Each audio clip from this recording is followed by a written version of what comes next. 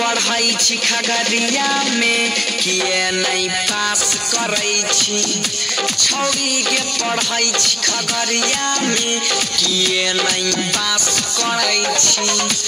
आवे छही खगड़िया घूमै छी गे बजरिया तू कवन क्लास करे छी गे कवन क्लास करे छी। बुची गे पढ़ै छी खगड़िया में किए नहीं घूमै छही बजरिया गे कवन क्लास करे छी किए नहीं पास करे छी। बुची गे पढ़ै छी खगड़िया में किए नहीं पास करे छी।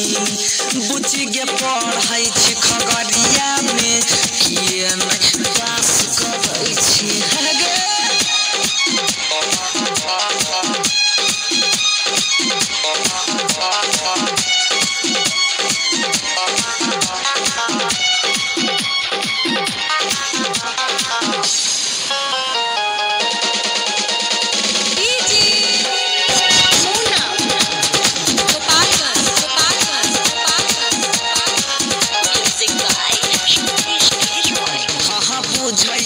कोनो छौड़ा के रखने छहिला भड़वा गेल भड़वा गे।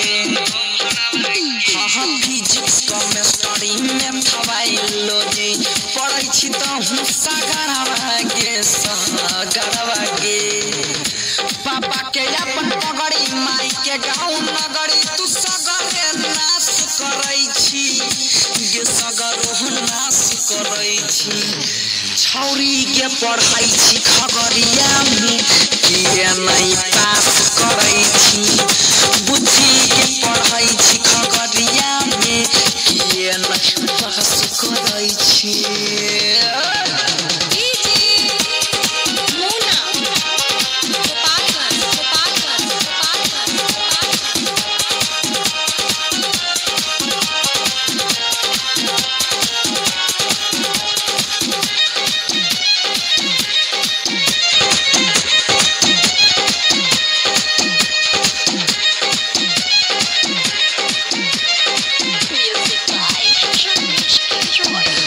यारवा के संगे घूमै छही ममता होटल रतिया में गे रतिया में। हाँ राइटर सोनू बनसी गावे साचे साचे बतिया में गे बतिया में। मास्टरवा के नाम करे छी बदनाम कुछ न कोई खास करे छी गे सब कुछ नाश करे छी। छौरी के पढ़ै छी खगड़िया में किए नहीं पास करे छी। बुची के पढ़ै छी खगड़िया में अगर किए नहीं पास करे छी गे। चल यार बोल रे बोल। हमारा वीडियो हेलो भाई हमारा वीडियो चैनल ये सब्सक्राइब करें, ज़्यादा ज़्यादा फॉलो करें, लाइक करें। हमारा ये वीडियो अच्छा लगे तो देर तक देखें और लाइक करें। थैंक यू भाई।